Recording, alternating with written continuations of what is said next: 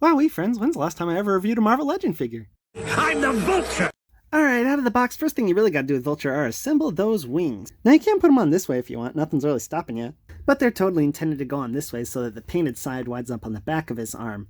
And each one just sort of pegs into a little hole right there, and then they've got these little gaps or like the thinner segments so that you can still articulate it and they can overlap. And it's pretty simple but effective system, I'd say. I just kind of wish Hasbro painted both sides. But talking about the sculpt, not too much to complain about. It's got that slim Spider-Man body. I think it's the same body as Spider-Man actually, except they kind of sculpted more shoes here, I guess. Not much detail in the body. All the stripes are just painted on.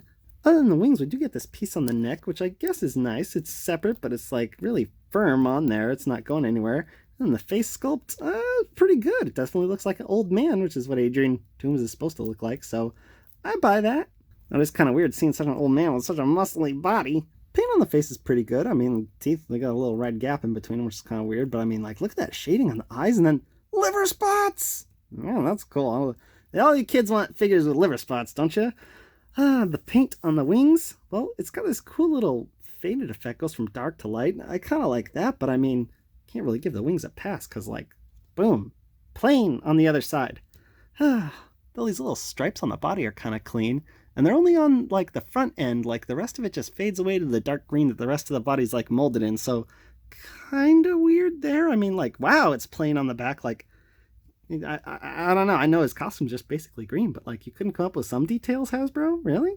Anyways, moving on to articulation. His head is on a ball and hinge. It can look really far down, really far up, which is perfect because this guy's going to be in flying poses. And wow, he really looks like a vulture with that neck like that. That's awesome. Also goes all the way around, of course. Shoulders are on butterfly joints. They go so far back, so far forward.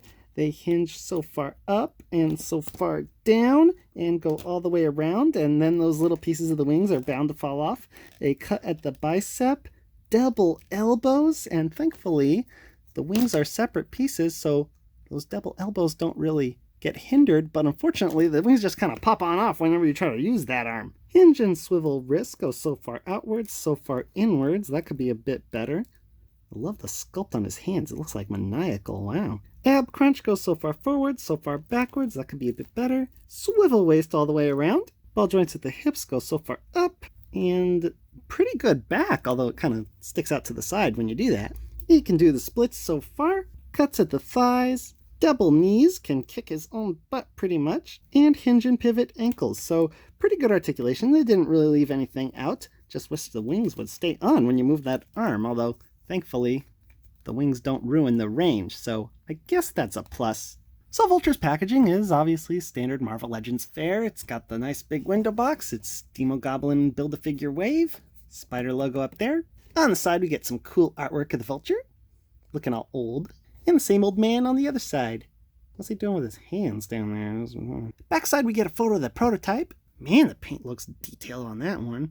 And the other figures in the wave. Velocity Suit Spider-Man, Spider Armor Mark III from that Spider-Man PS4 game. Superior Octopus, but that's totally a Spider-Man. What gives?